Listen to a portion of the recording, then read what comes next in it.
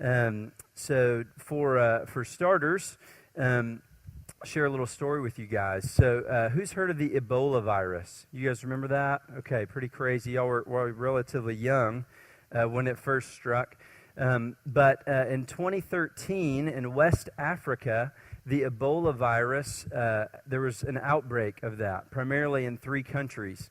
It ravaged those 3 countries, Liberia, Sierra Leone, and Guinea. And the disease was pretty fatal in a lot of cases. The CDC has said that there were roughly 28,000 people in those 3 countries that contracted the disease, and almost 40% of those, which is around 11,000 people, died from the disease. One of the reasons that it spread so quickly is that it spread through touch, and the customs of those countries was when somebody died, you washed their bodies before you had a burial. And so, as you can imagine, the first person dies, and it just keeps spreading from person to person to person. And it was incredibly severe. Lots of people died. The whole world was pretty terrified. That we were all very scared. There were a few cases of people coming back to the United States, and it was a massive, massive deal. One person from the United States died, and they were able to control the others, but it was a very crazy deal. And as I would think, and I imagine you would too, if that's happening, then probably nobody is wanting to go into those places, right? It's really dangerous. You could die. In fact, you probably, if you lived there, you were wanting to leave, and especially if you just were visiting or if you were working there, but that wasn't your home, then you were wanting to get out. And that's what most people did. But a few people, because they saw the outbreak and how bad it was, decided to go and help.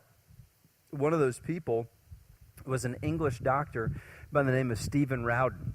There's a group called Doctors Without Borders, and he decided that he was going to go with a team of folks that went to Liberia in order to help with the Ebola outbreak.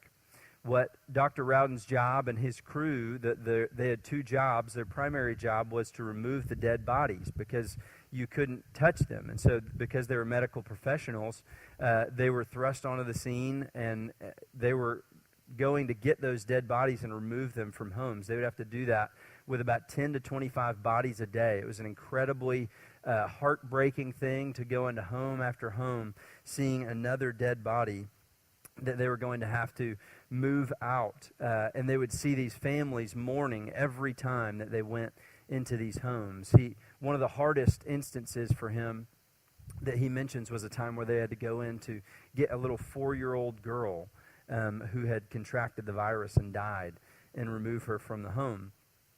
Overall, it was just an incredibly difficult work. Dr. Rowden was interviewed after he got back from Liberia. He didn't contract the disease. None of his team did, and they were able to return home. Although they didn't know that was going to happen while they were there. It was incredibly risky for them to go. And he was interviewed, and they asked him if it was very hard. And he said, of course, yes, it was incredibly hard. And Dr. Rowden is a Christian, and so that had come out in his interview. And the interviewer, who was a secular person, not necessarily a Christian, he said, hey, I imagine that would have been really hard. Like, did that shake your faith? Like, did that rattle you at all in terms of your faith in God? And he said, no, I actually got great strength from my faith and the support of my family. Dr. Rowden, when he went to Liberia, he had 4 children of his own, and he was married. So he left his family to go do that, and they encouraged him to do that. The thing that's so amazing about that story is that part of what motivated this man from England to go to Liberia, a country where he knew no one, and which was incredibly dangerous at the time, was his faith in God. That is why he decided to go.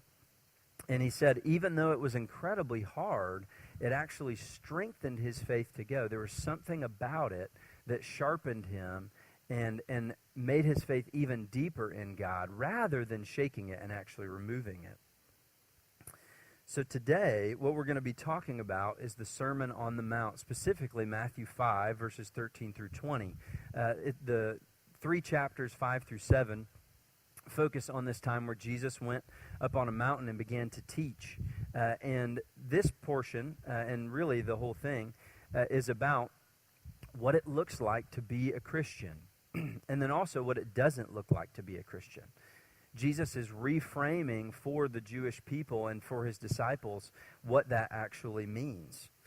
He talks about what makes a Christian different from the world around them. And to be honest, the things that he mentions are somewhat surprising. And we'll get in to some of that tonight. I think you'll be surprised as you hear some of these things. The biggest thing that shocked me is that Jesus doesn't just say that Christians are marked by a certain series of actions, by what they do, but by a certain spirit that they have. It's not just what they do, but it's also why they do it. So we're going to talk about this theme that comes up in this passage, and the title for tonight will be Running to Brokenness, would be how I summarize what Jesus talks about being a Christian is tonight. So the passage should be on the screen. It's Matthew 5, 13 through 20 if you want to look it up in your Bible, but let's read it together. You are the salt of the earth, but if the salt should lose its taste, how can it be made salty? It's no longer good for anything, but to be thrown out and trampled on by men. You are the light of the world. A city situated on a hill cannot be hidden. No one lights a lamp and puts it under a basket, but rather on a lampstand, and it gives light for all who are in the house. In the same way, let your light shine before men, so that they might see your good works and give glory to your Father in heaven. Don't assume that I came to destroy the law or the prophets. I didn't come to destroy, but to fulfill. For I assure you, until heaven and earth pass away, not the smallest letter or one stroke of a letter will pass from the law until all things are accomplished. Therefore, whoever breaks one of the least of these commandments and teaches people to do so will be called least in the kingdom of heaven. But whoever practices and teaches these commandments will be called great in the kingdom of heaven. For I tell you, unless your righteousness surpasses that of the scribes and Pharisees, you'll never enter the kingdom of heaven. So the first thing that we see in this passage is that true Christians run to brokenness so that others can live. Verses 13 and 16, Jesus says, my followers are two things. They're salt and they're light. Salt, because salt makes things taste better, right? Salt's no good if it loses its taste. If you watch a cooking show and one of the cardinal sins is to do what? You didn't even add salt to this thing. Like, that's the worst thing you could possibly do, because we all know salt, that's the most basic seasoning that we could possibly do. We all know that that's going to make things taste a lot better. But what does Jesus mean when he says that he wants Christians to be salt on the earth? Well, Jesus gives us a second illustration that will help us understand that. He says that you are the light of the world. Light illuminates things. Right? It helps you to see things better. It brings clarity when you can't see. If you walk around in a dark room, we can't see things. You're much more likely to stumble into things and not notice that something is right in front of you. But when a light comes on, you're able, through the power of that light, to see everything else around you much more clearly. Light allows you to notice things that you didn't previously notice. Now, Jesus using light here is actually pretty interesting. Remember that the Bible that Jesus was working with was just the Old Testament, okay? So the Matthew, Mark, Luke, and John, the letters of Paul, those hadn't been written yet. So when Jesus was reading the Bible, he was reading the Old Testament. And in the book of Isaiah, there's a lot of prophecies that talk about the Messiah that was to come, this one that would be sent by God to come to the world to tell people about the way that they should live. And that Messiah was said to be the, what do you think? Light. 3 different times in the book of Isaiah it said the Messiah will be the light. So when Jesus says, you are the light of the world, he's also saying you are to be like me. Jesus claimed to be the Messiah. So he was saying, I'm the light of the world. And he says that in another passage. But he's also saying, I want you to be like me. I want you to look like me. I want your actions to reflect that you follow me and understand the things that I say and teach. So that's what Jesus is saying. You are an extension of me. You're supposed to live in such a way that people would look at your actions and they would think about Jesus and they would see him. And people would give glory to God for that. God's the one that gets the credit, not the disciples. If you put salt in mashed potatoes, you would still say, man, these mashed potatoes taste great. You wouldn't say, man, I really love that salt, right? You think about the dish, the food, and it gets enhanced by the salt being added. Nobody says, oh man, that's awesome salt. They always say it's a great dish. And in the same way, God wants the good works that we do to be like salt. But they're given by God. We can't do anything apart from God. And so God is the one that ultimately everybody's going to look to and say, God is awesome. God used you, like you are doing great things, but you're doing them for the Lord. And so that is some good mashed potatoes when I see your life. Does that make sense? That's what Jesus is saying. God is the source of light. And we'll come back to that later, okay? But the followers of Christ are meant to be extensions of Jesus. Jesus talks a lot about the kingdom of heaven in this book. We're meant to be a picture of what heaven is going to be like. And that relationship is one of salt. We make the world better. It's one of light. We signal to the world that there's a better way to live. But again, what does that practically look like? How are we supposed to be extensions of Jesus? And I would say, man, you got to go to places that need some salt. The places that people might say are bad places. The people who are struggling around you. The people that might not be very kind. That guy who picks on kids at school, you might try to befriend him. If your sibling annoys you, you might try to understand them better.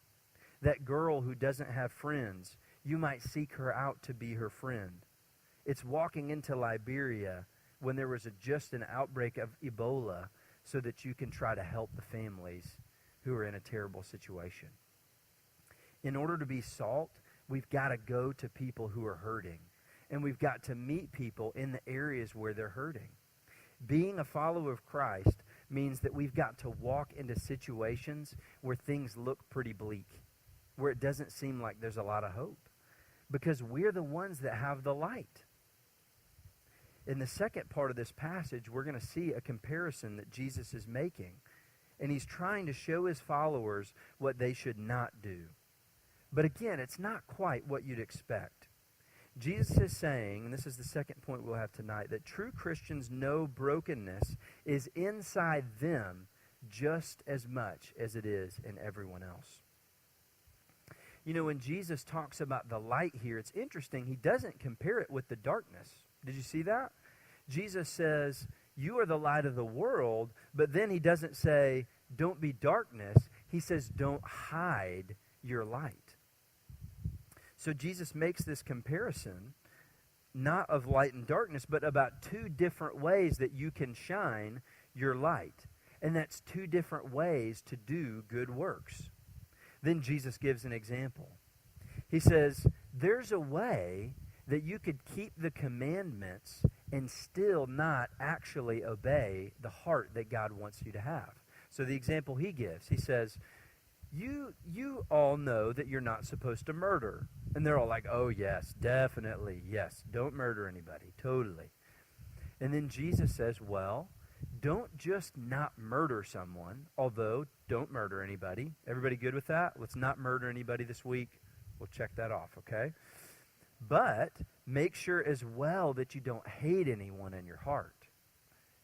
So Jesus says there's two different good works you can have. You can just not murder people, but much better than that is to not even hate people. Because you're never going to get to a point that you would murder someone unless you hate that person. And if you stop it at hate, there's no way the murder is going to take place in the first place. And the hate is where the sin starts. That's what Jesus is saying. See that there's something deeper going on inside. It's not just this outward, obvious sin that we all know not to do, but look at our hearts and see what's going on at a deeper level with things like hate or lust. While they weren't externally sinning, Jesus says you could still be sinning in your heart. It's not just whether you obey my commands, it's why you obey those commands. There's a heart that Jesus is after here, and it's a genuine love for your neighbor, not just the absence of murder. It's a genuine concern for other people, not just the absence of hatred. But why is Jesus concerned that we would live like that? This way of obeying the law externally but missing the proper heart behind it. And it's because of these Old Testament experts that Jesus refers to at the very end of the passage in verse 20, the Pharisees. You see, they had diligently studied the Old Testament, which, as I told you guys earlier, that was the only Bible that they had at this point. All they had was the law and the prophets. They had the Old Testament. And the Pharisees were the experts. They diligently studied it. They mapped it out into the positive and the negative laws, and they knew the exact number, 635, of the laws, and they had every single one of them memorized, and they diligently spent every day trying to make sure that they kept all the laws they were supposed to keep, and they didn't break any of the laws that they weren't supposed to break. That's the Pharisees. That's how they lived. And these people are the people that taught everyone else. They were the examples. If you wanted to know how to live, you looked at the Pharisees. They were the teachers. So Jesus says, guys, I'm not giving you a new law. Some of you guys may have heard, hey, we don't have to do anything in the Old Testament anymore because Jesus is here now. And that's actually a misrepresentation of how God intends for us to take that. And Jesus says that right here. He says, I'm not coming to do away with the law. I'm not coming to do away with it. I'm coming to fulfill it. Here's what Jesus was saying. He's saying, look, guys, you've been being taught about the Old Testament all these years. But the way that the Pharisees have been teaching you is missing the point that I intended for you to get. So Jesus is saying it's not a new thing that I'm coming to teach you. It's just something that you've been missing.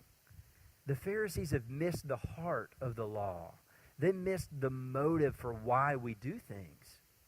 And so Jesus is coming to say that this whole Sermon on the Mount, the 3 chapters that you guys are going to spend a long time going through, he's trying to say this is what a Christian looks like. This is what it really looks like to follow me. It's not like what you've heard from the Pharisees. It's different than that.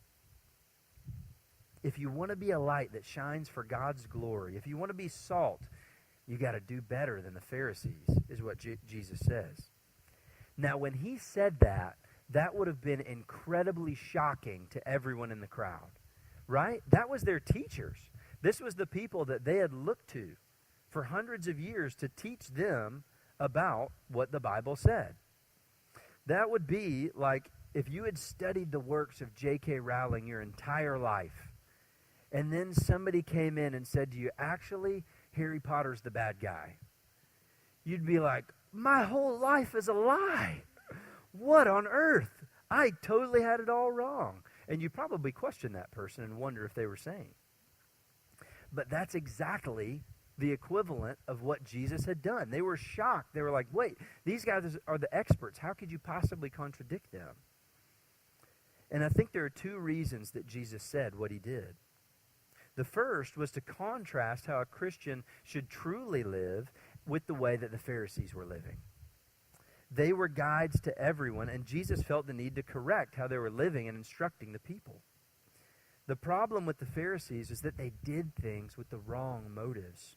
They were religious, but they weren't actually encapsulating what Christianity was meant to be. They weren't showing what Jesus wanted them to follow. And here's one of their biggest problems. They viewed their sin as really, really small, and they viewed everybody else's sin as really, really big. Jesus tells a story in Luke 18 of a Pharisee and a tax collector. And they're both praying, and the Pharisee is praying in the midst of all the people, publicly, loudly, where everyone can hear. And he says, God, I thank you that I'm not like other people, greedy, unrighteous, adulterers, or even like this tax collector. I fast twice a week and I give a tenth of everything I get. The tax collector, on the other hand, is more off to the side. He won't even lift up his head as he prays. And all he can do is cry out to God and say, God, have mercy on me. I'm a sinner. And Jesus said that it was the tax collector that was justified before God, not the Pharisee.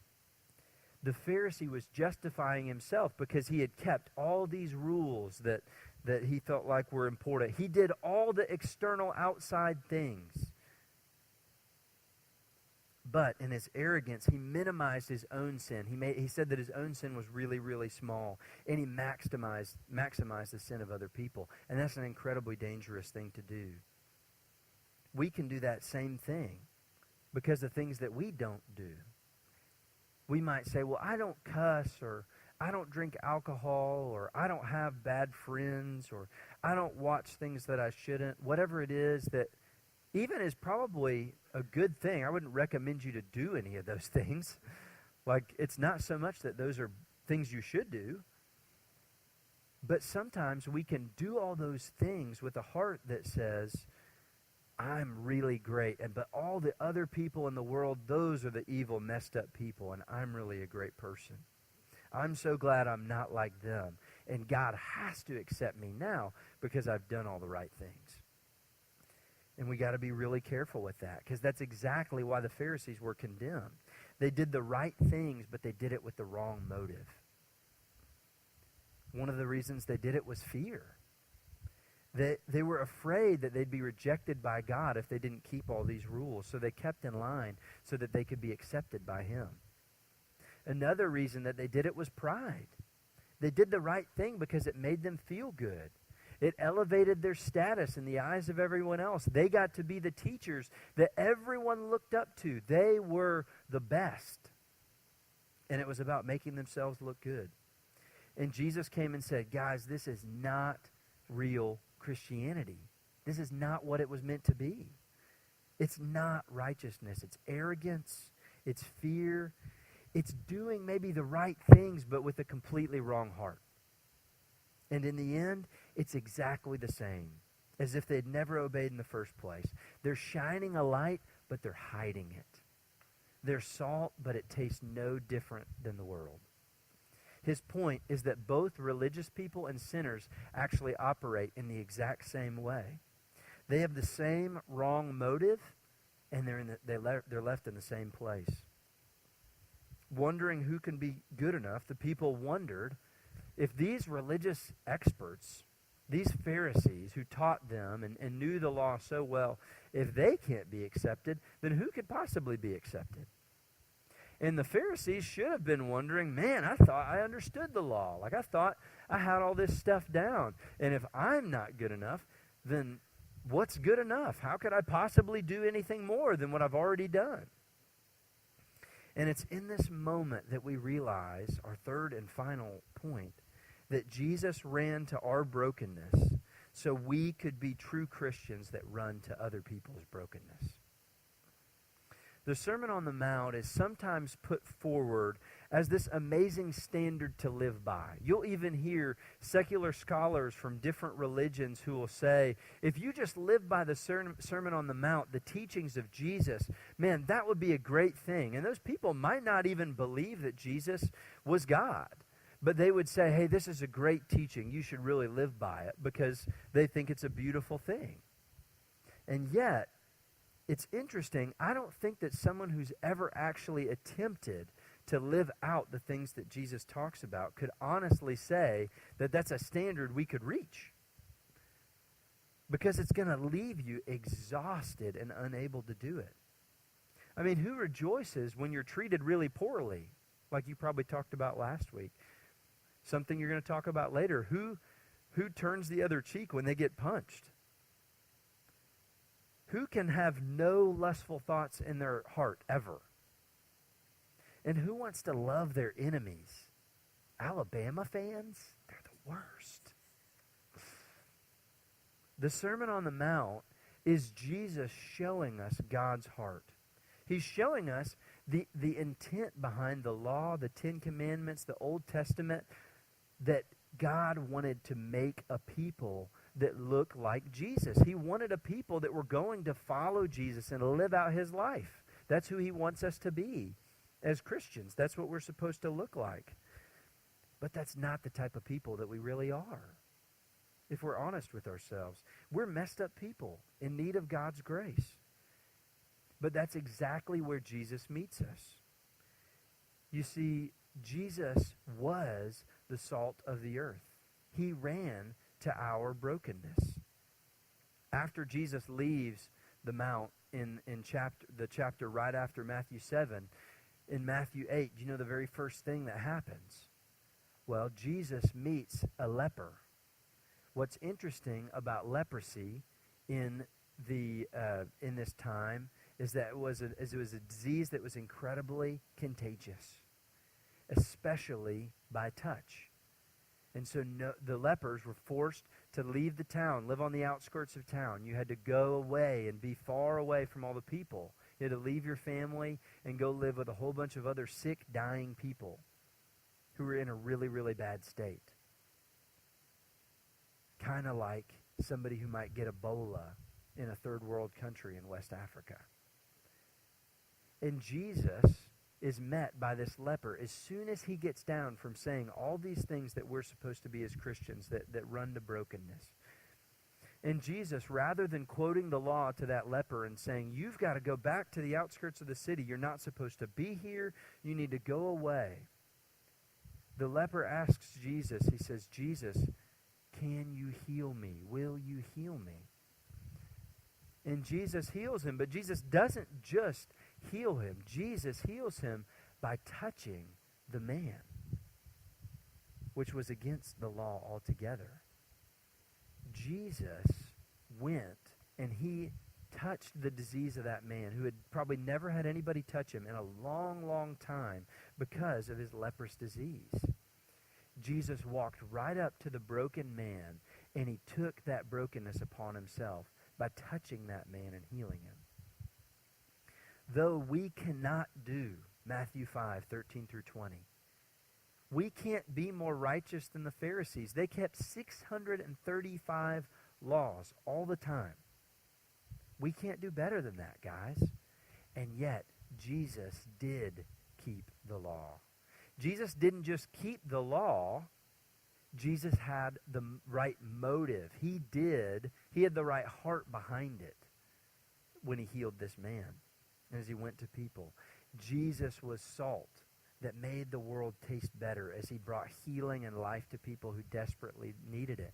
Jesus was light that opened people's eyes to see the way that he could shine in and make everything different for someone. He was what we can't be. Guys, we are sinners in need of change just like that leper. We're broken. We're messed up. Our hearts are super, super just broken. Like we've got all these desires and things that we long for that are just wrong a lot of the time. Even when we do the right things, so often our hearts, our motives, the reasons for why we do those is to be accepted by others, to be applauded by our parents, so that people will think we're really awesome, if we're honest. But what Jesus has done is he's come to us in the middle of that brokenness. He's done everything that needs to be done, and he offers us life. He offers to give us the life that we desperately need. And so as you realize that, I call on you guys, as I do myself, to turn to Jesus and let him heal your brokenness. Don't try to do it yourself and prove that you're an awesome person who has your whole life together. Realize you need Jesus every day. You can't do it on your own. If you're hearing this tonight and you feel like, I'm actually a really good person, like I do all the right things, I'm awesome on my own. If you think that, you don't understand who you really are. You're looking at yourself and you're looking at other people and you're not looking at Jesus, which is exactly why Jesus did the Sermon on the Mount.